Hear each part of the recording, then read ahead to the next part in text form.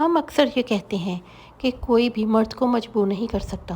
اگر وہ کسی سے سچی محبت کر لے تو لازمی اس کو حاصل کر لیتا ہے۔ غلط کہتے ہیں۔ میں نے دیکھا ہے مردوں کو مجبور ہوتے ہوئے۔ وہ اپنی محبت میں روتے ہیں۔ وہ سچ میں مجبور ہو جاتے ہیں، کبھی ماں باپ کے سامنے تو کبھی بہنوں کا گھر بچانے کی خاطر۔ اپنی غلطیوں پر ندامت اچھی چیز ہے، مگر شرمساری اور خود سے مایوسی انسان کو اپنی ہی نظروں میں گرا دیتی ہے۔ ایک بات ہمیشہ یاد رکھنا، اگر تم اپنی عزت نہیں کرو گے تو کبھی بھی پر اعتماد انسان نہیں بن پاؤ گے۔ یہ واقعہ ایک سعودی نوجوان کا ہے۔ یہ اپنی زندگی سے مطمئن نہیں تھا۔ اس کی تنخواہ صرف 4,000 ریال تھی۔ شادی شدہ ہونے کی وجہ سے اس کے اخراجات اس کی تنخواہ سے کہیں زیادہ تھے۔ مہینہ ختم ہونے سے پہلے ہی اس کی تنخواہ ختم ہو جاتی اور اسے قرضہ لینا پڑتا۔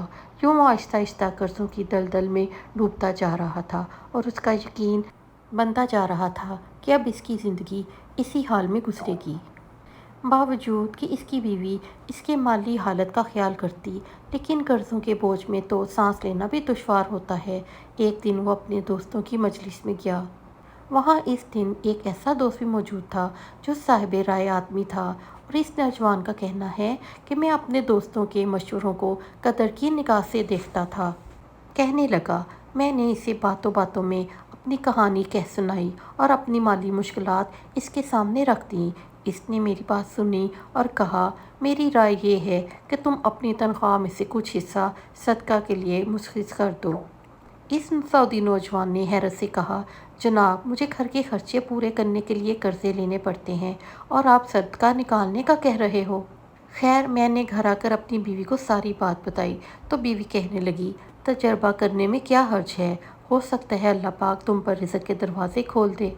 کہتا ہے، میں نے ماہانہ 4,000 ریال میں سے 30 ریال صدقے کے لیے مختص کر دیے اور مہینے کے آخر میں اسے ادا کرنا شروع کر دیا۔ سبحان اللہ، قسم کھا کر کہتا ہوں، میری تو حالت ہی بدل گئی۔ کہاں میں ہر وقت مالی ٹینشنوں میں اور سوچوں میں رہتا تھا، اور کہاں اب میری زندگی گویا پھول کی مانند ہو گئی، ہلکی پھلکی آسان۔ قرضوں کے باوجود میں خود کو آزاد محسوس کرتا تھا۔ ایک ایسا ذہنی سکون تھا کہ کیا بتاؤں۔ پھر چند ماہ بعد میں نے اپنی زندگی کو سیٹ کرنا شروع کیا، اپنی تنخواہ کو حصوں میں تقسیم کیا، اور یوں ہی ایسی برکت پیدا ہوئی جیسے پہلے کبھی نہیں ہوئی تھی۔ میں نے حساب لگا لیا اور مجھے اندازہ ہو گیا کہ کتنی مدت میں انشاءاللہ قرضوں کے بوجھ سے میری جان چھوٹ جائے گی۔ پھر اللہ پاک نے ایک اور راستہ کھولا اور میں نے اپنے ایک دوست کے ساتھ اس کی پراپرٹی ڈیلنگ کے کام میں حصہ لینا شروع کر دیا۔ بس میں اسے گاہک لا کر دیتا اور اس پر مجھے وہ خاصا پروفٹ دے دیتا تھا۔ الحمدللہ، میں جب بھی کسی گاہک کے پاس جاتا وہ مجھے کسی دوسرے تک رہنمائی ضرور کرتا۔ میں یہاں بھی یہی عمل دہراتا تاکہ مجھے کبھی پروفٹ ملتا تو میں اس میں سے اللہ کے راہ میں صدقہ ضرور نکالتا۔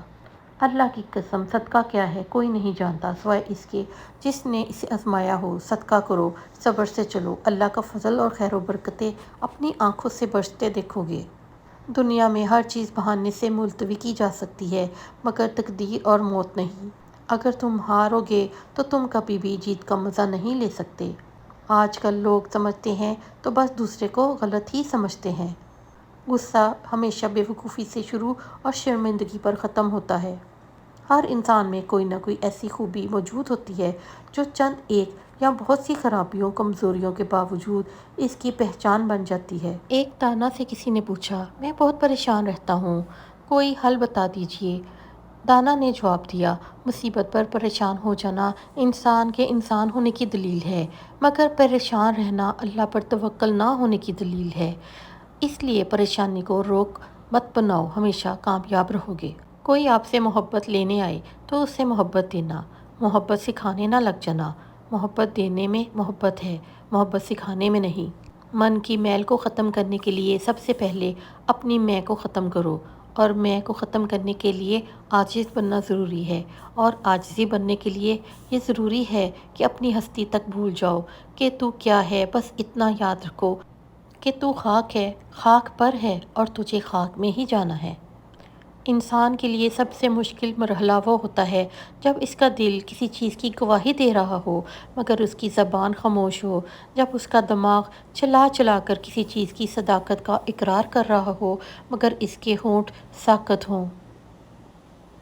مشکل اور اچھا وقت ہمیشہ آتا ہے۔ اللہ پاک تو وہی ہوتا ہے جہاں پہلے تھا، فاصلہ ہم پیدا کرتے ہیں اور اس کو مٹانا بھی ہمیں ہی ہوتا ہے۔ اپنے پیارے اللہ پاک کے قریب ہو جائیں، ہر مشکل آسان ہو جائے گی۔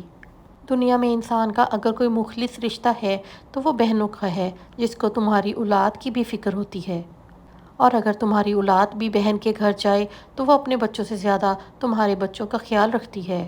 ان کو ہر وہ چیز دیتی ہے جو اس کے پہنچ تک ہوتی ہے، اس لیے نہیں کہ وہ تمہارے سامنے کوئی دکھاوا کرتی ہے، بلکہ اس لیے کہ اس کو یہ فخر ہوتا ہے کہ میرا بھائی میرے ساتھ ہے یا وہ مجھے دنیا کے ہر دکھ درد میں کبھی اکیلا نہیں چھوڑ سکتا۔ یاد رکھنا، اگر تمہاری بہنیں تمہارے گھر آنا چھوڑ دیں تو سمجھ جانا تمہاری زندگی میں دو چیزیں ختم ہو چکی ہیں۔ ایک، تمہاری زندگی میں وہ محبت ختم ہو چکی ہے جو تم اپنی بہنوں سے کرتے تھے اور ان کی ایک آواز پہ جان لٹا دیتے تھے۔